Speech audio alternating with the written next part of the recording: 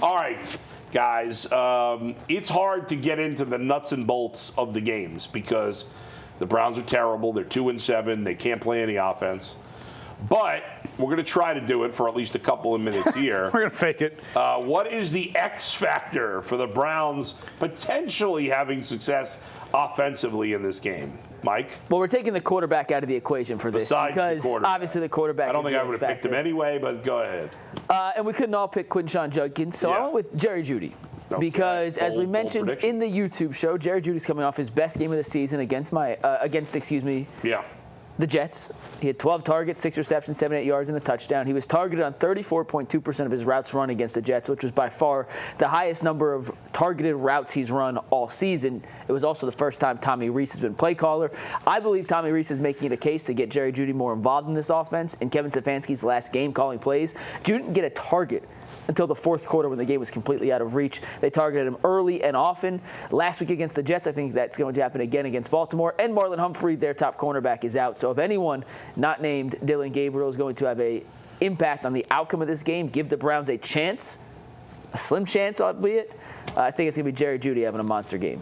Jason? I actually think you could make the case that it's the tackles because they've been so bad, and it's been a big reason for the breakdown in protection.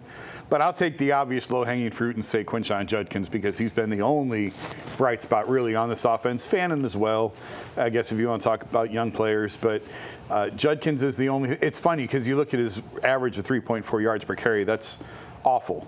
It is. And yet – that was just against the Jets. But overall for the season, it's not good. It's not either. much better. No. And there you go, for average, a four-yard average. Yeah. That's okay. Yeah, but yet that's the thing that we are clinging to. Yeah. Because everybody, I think, feels and believes if he had any help around him whatsoever, he could be a great impact back in the NFL. So in a game like this, a divisional game, you would hope that they're going to run the ball, that they are going to try and establish the run, and he's the one guy that can help them do that. He's a presence at the goal line. He should be a factor at the goal line, hopefully, if they get to the goal line. So I'll take the easy answer in Quinshon. A lot of times numbers tell the truth. Sometimes they lie. His yards per carry doesn't tell the story. Yeah. Yes. If you watch Quinshon Judkins play, I believe he is second in the NFL in average yards after contact. That's correct.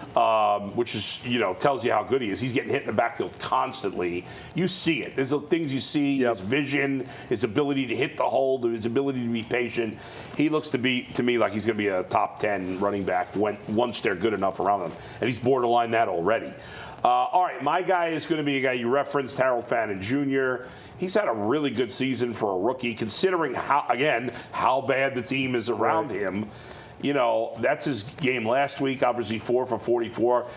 His stats for the season, pretty solid. I mean, he's on pace for... Leads the team in receiving yards, by the way. Yeah, he's on pace for about 650 for a rookie tight end on a terrible team. We've seen some breakout seasons from tight ends in recent years, but generally it's rare to see a good season from a rookie tight end. It's even rarer to see it on a bad team. Now, 650 yards in the grand scheme of things, if he ends up around there, that's not a great number. But for a rookie tight end who's essentially the backup tight end on one of the worst offensive teams in football, again, it's another thing where if you've watched it, you can see it. The talent's there. He also, like Judkins, I'm saying Judkins can be a top 10 running back.